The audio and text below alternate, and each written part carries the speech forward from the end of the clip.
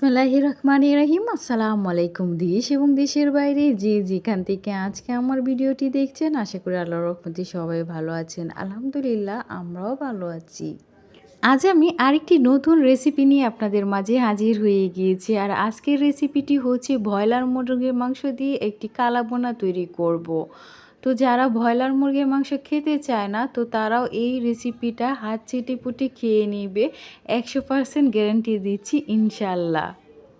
মুরগির মাংসের কালাবোনা করার জন্য এখানে আমি মুরগির মাংসটা এরকম সাইজ করে কেটে নিয়েছি, বেশি বড় করিনি। কালাবোনাটা একটু ছোটো ছোটো করে টুকরো করে কেটে নিলে খেতে অনেক টেস্ট হয়। তো এখানে আমি মুরগির মাংস নিয়ে নিয়েছি। তো আজকের মুরগির মাংসের কালাবোনাটা আমি হাতে মেখে তারপরে এটাকে আমি রান্না করব। তো মশলাগুলি প্রথম সবগুলি দিয়ে দিব, এর মধ্যে দিয়ে হাতে মেখে তারপরে রান্না করা হবে। তো এখানে আমি প্রথমে দিয়ে দিচ্ছি কুচি করে রেখেছিলাম, তো সেই পেঁয়াজ কুচিগুলি দিয়ে দিচ্ছি। তো পরিমাণ মতো পেঁয়াজ কুচি দিয়ে দিয়েছি এখানে। এখন দিয়ে দিচ্ছি এখানে রসুন কেটে রেখেছিলাম, রসুন কাটাগুলি। তারপর এর মধ্যে দিয়ে দিচ্ছি আদা বাটা, জিরা বাটা। তো আদা এবং জিরা বাটাটা হচ্ছে অপশনাল, আপনার ইচ্ছা করলে দিতেও পারেন, আবার নাও দিতে পারেন। পরিমাণ মতো লবণ দিয়ে দিব। গরুর মাংসের কালাবোনা যে মশলাটা আছে, তো এই মশলাটা দিয়ে আজকে মুরগির মাংসটা আমি রান্না করব, মুরগির মাংসের কালাবোনাটা তৈরি করব। তো এখন এর মধ্যে মশলাটাও পরিমাণ মতো দিয়ে দিচ্ছি।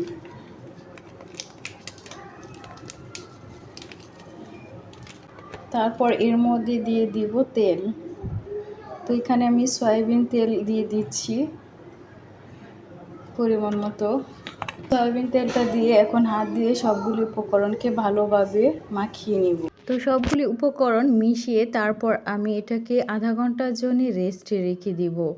এতে করে মাংসের গায়ে মশলাগুলি ভালোভাবে মিশে যায় আর তরকারিটা খেতে খুবই টেস্ট হয়। তো আপনাদের কাছে যদি সময় বেশি থাকে তাহলে একটু বেশি সময়ও ধরে রাখতে পারেন। তো প্রায় আধা ঘন্টা মাংসটাকে রেস্ট রেখে তারপর এখন আমি একটি চুলাতে কড়াই বসিয়ে দিয়েছি, দিয়ে এখন কড়াইটি গরম হয়ে এসেছে। তো এখন আমি এর মধ্যে দিয়ে দিব সেই রেস্টে রাখা মাংসটা মাখিয়ে রেখে। তো আগে থেকে যে মাংসটা মাখিয়ে আধা ঘন্টা রেস্টে রেখেছিলাম, এই মাংসটা এখন আমি কড়াইয়ের মধ্যে দিয়ে দিব। কড়াইটা গরম হয়ে এসেছে।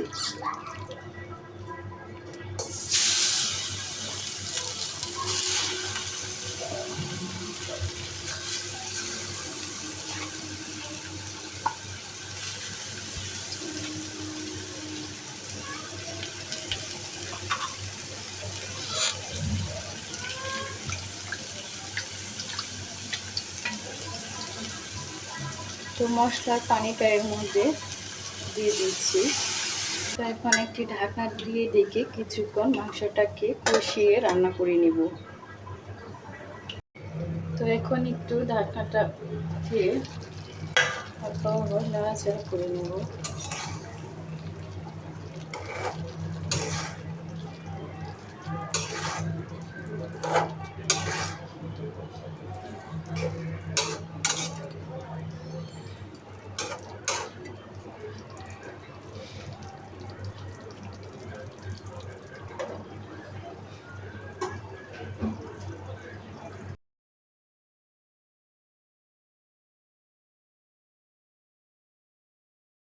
অনেকক্ষণ যাবত আমি কষিয়ে নিয়েছি।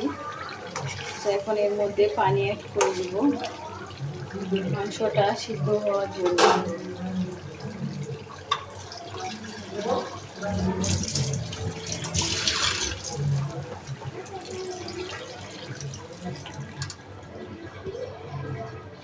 তো পরিমাণ মতো পানি অ্যাড করে দিয়েছি। তো এখন মাংসটা সিদ্ধ করে নেব। ব্রয়লার মুরগির এই রেসিপিটা যদি একবার বাসায় আপনারা তৈরি করেন তাহলে ইনশাআল্লাহ গ্যারান্টি দিচ্ছি 100%। দ্বিতীয়বার আপনাদের তৈরি করে খেতে খুবই ইচ্ছে করবে। তো তার জন্যই বলছি, তো অবশ্যই বাসায় আপনারা এই রেসিপিটা একবার ট্রাই করবেন। আর যারা ব্রয়লার মুরগি খেতে চায় না তাদেরকে একবার এই রেসিপিটা তৈরি করে খাওয়াবেন, তারাও আপনার ভক্ত হয়ে যাবে। তো এই রেসিপিটা এতটাই টেস্ট হয় যে না খেয়েছে সে এর টেস্টটা বুঝতে পারবে না।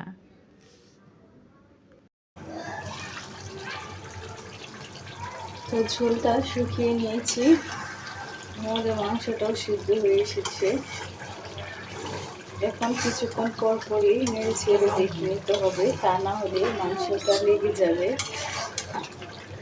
আর মুরগির মাংসের এই কালো ভুনাটা খেতে একদম বাজে লাগবে লেগে গেলে, তো তার জন্য পর পর নেড়ে ছেড়ে দেখে নিতে হবে।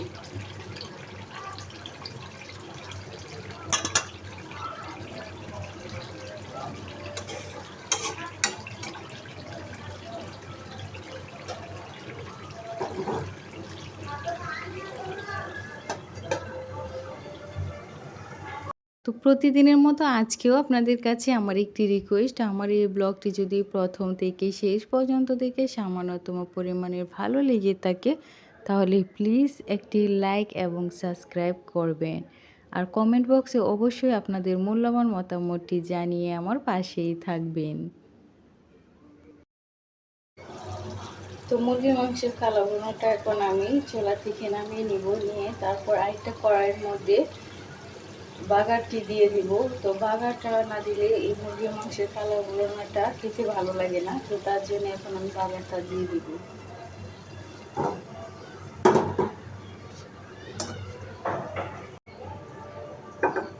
তো এই কড়াইয়ের মধ্যে আমি এখন পেঁয়াজ এবং শুকনো মরিচ দিয়ে মুরগির মাংসের কালো ভুনার জন্য একটি বাগার তৈরি করব। আর অবশ্যই আপনারা বাগারটি দেওয়ার চেষ্টা করবেন সরিষার তেল দিয়ে। তো কড়াইটি গরম হয়ে গিয়েছে, এই পর্যায়ে আমি এর মধ্যে এখন সরিষার তেল অ্যাড করে দিচ্ছি।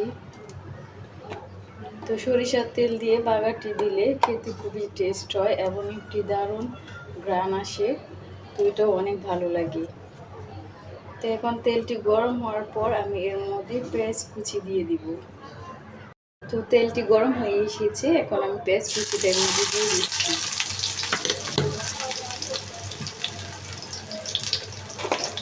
সঙ্গে দিয়ে দিচ্ছি 2টি শুকনো মরিচ। তো এখন আমি পেঁয়াজটাকে ভেজে নেব।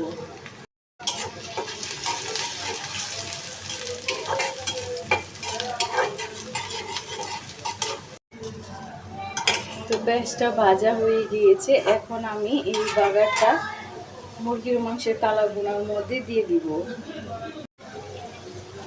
তো বাগারটা দিয়ে দিচ্ছি এখন।